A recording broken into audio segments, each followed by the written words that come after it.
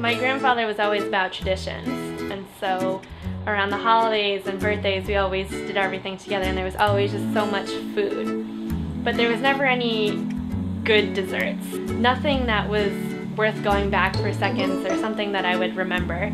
So I would go home and practice my recipes on cakes and cookies and brownies and just keep experimenting. It was always inspiring when I pulled something out of the oven and it worked out perfectly.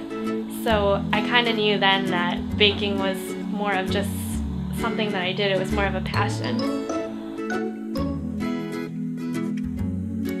I got into catering as soon as I graduated from college, and it was something I've never done before. So while I was catering, there was always families and friends coming up to me asking if I could, hey, can you make a cake? I have a party this coming weekend, or I need some type of dessert. And that's when I decided to start Chew Your Heart Out. It wasn't as satisfying at work when you create all these beautiful items and you never get to see it, so I always had the dream of having my own bakery.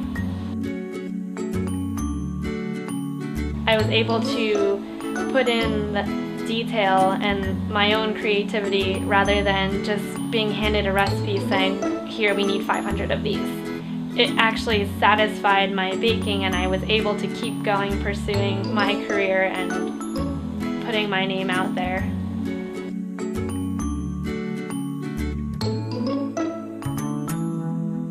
I think my favorite thing to bake is cakes because they can be made in so many different ways. It doesn't need to be just a circle or just a square. You can carve it into almost anything, and it allows me to explore my creativity and put that onto a cake, and it's always usually the center of display at the dessert table. Cakes are always something that at the end of the party, it's always that last ta-da of the night. Chew Your Heart Out is more about getting to know my customers and not just charging them an arm or a leg. I'd rather get to know them and make something that they're really going to love and enjoy, and they're going to remember it for years to come.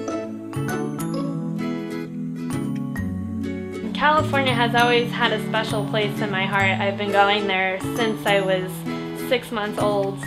When I was little, I used to sit on the beach and kind of scoot my way around the beach and make a trail. And so I always told my dad, I'm gonna leave my mark in California, and when I get back here, it's still gonna be there.